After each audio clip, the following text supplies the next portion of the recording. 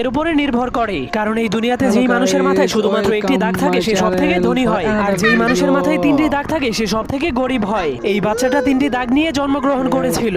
এরপর সে ধীরে ধীরে বড় হওয়ার পর সে দেখতে পায় তাকে শুধু গরিব মানুষের সাথেই থাকতে হয়, আর যাদের মাথায় দুইটি দাগ আছে তাদের গোলামি করতে হয়। এমনকি তাকে দুই দাগওয়ালা মানুষের জন্য সারাদিনই কাজ করতে হয়, যার ফলে দুই দাগওয়ালা মানুষের বাচ্চারা তাকে মারলেও সে কিছুই বলতে পারতো না। এজন্য সে একদিন লুকিয়ে লুকিয়ে তার কপালের একটা দাগকে মুছে ফেলে। এরপর কাউকে কিছু না বলেই লুকিয়ে লুকিয়ে দুই দাগওয়ালা মানুষের রুমের মধ্যে চলে যায়। কিন্তু সে ভিতরে যাওয়ার পর দেখতে পায় সব দুই দাগওয়ালা মানুষের এক দাগওয়ালা মানুষের একদমই চাকরের মতো সেবা করছে, যা দেখার পর সে অনেক অবাক হয়ে যায়। এরপর সে বুদ্ধি খাটিয়ে তার আরেকটা দাগকেও মুছে ফেলে। কিন্তু যখন দুই দাগওয়ালা মানুষেরা দেখতে পায় তার কপালে এক দাগ, তখন তারাও তার সেবা করতে শুরু করে দেয়। তখন সে জীবনের প্রথমবার এত সম্মান পেয়ে অনেক খুশি হয়ে যায়। কিন্তু তখনই হঠাৎ করে উপর থেকে একটা মেশিন চলে আসে। এরপর সকল এক দাগওয়ালা মানুষদেরকে টেনে টেনে উপরে নিয়ে যায়। এরপর সেই মেশিন তাদের মাংসগুলোকে কেটে কেটে তিন দাগওয়ালা মানুষদেরকে খাওয়ার জন্য দিয়ে দেয়। এই জন্যই আমাদেরকে লোভ থেকে দূরে থাকা উচিত।